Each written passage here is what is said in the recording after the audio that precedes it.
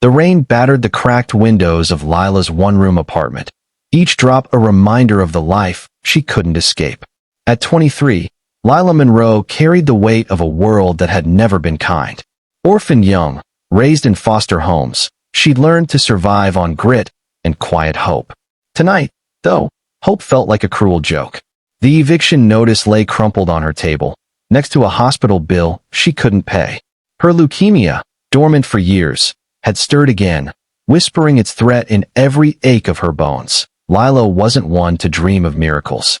She worked double shifts at the diner, her hands raw from scrubbing dishes, her smile a mask for the pain. But when a sleek black car pulled up outside her apartment that stormy evening, everything changed. A man in a tailored suit, unfazed by the downpour, knocked on her door. "Miss Monroe," he said, his voice clipped, "Mr. Ethan Caldwell needs you." Now, Ethan Caldwell. The name was synonymous with power in New York, billionaire CEO of Caldwell Enterprises, a man whose face graced magazines, but whose heart, rumor had it, was colder than the steel in his skyscrapers. Lila's confusion deepened when the man explained Ethan was dying. A rare blood disorder, untreatable by conventional means, had left him with months to live. Lila, it turned out, was a near-perfect bone marrow match, a 1 in a million chance discovered through a hospital database. They needed her marrow, and they needed it now. "I'm not a charity case," Lila said, her voice trembling but firm.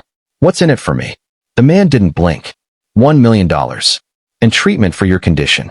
Lila's breath caught. $1 million could erase her debts, secure a future, maybe even give her a chance to live. But the catch was brutal. She'd have to undergo an experimental procedure, one that might save Ethan but could worsen her own fragile health. She'd be his cure, but at what cost to herself? She said yes.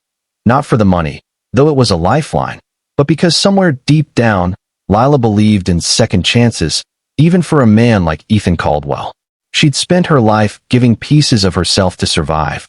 What was one more? The procedure was grueling. Weeks in a sterile hospital room, needles piercing her skin, her body weakened by the toll of giving what little strength she had. Ethan, recovering in a private wing, never visited. His team sent checks and curt updates, but Lila felt like a transaction, not a person. Still, she held on to the thought that her sacrifice might mean something, might save a life, even one as distant as his. Months later, Lila faced a new shock. A routine checkup revealed the impossible. She was pregnant. Triplets. The doctors were baffled. The procedure, they said, must have triggered an unexpected hormonal shift. Lila's heart raced with fear and wonder. She was barely surviving herself. How could she bring 3 lives into her world?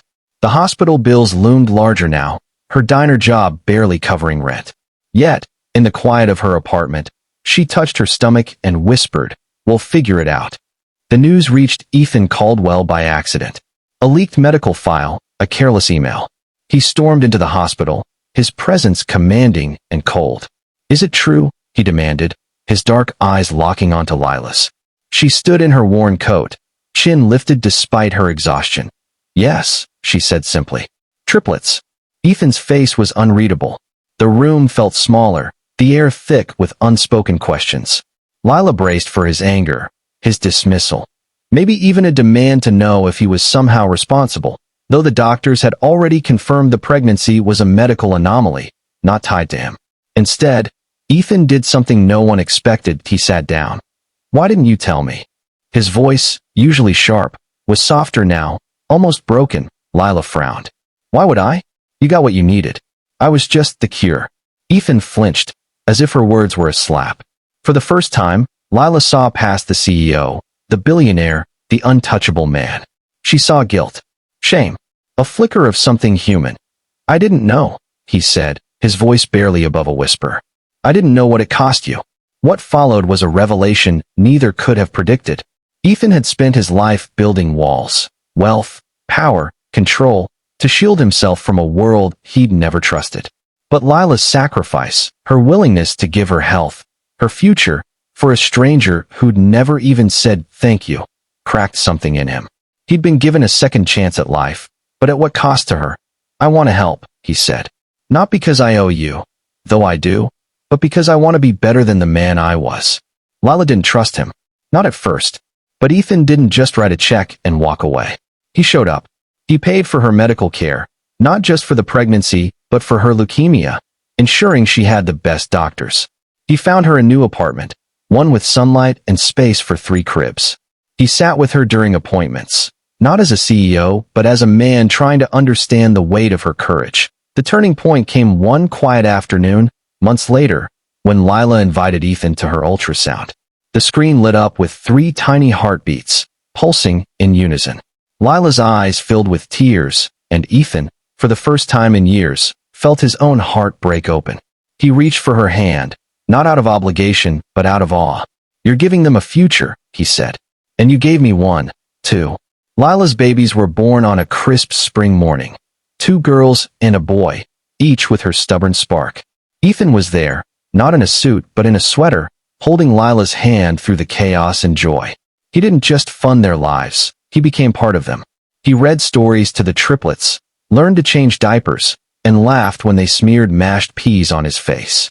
Lila, once a stranger to him, became his compass, showing him what it meant to live for something bigger than himself. The world didn't stop turning.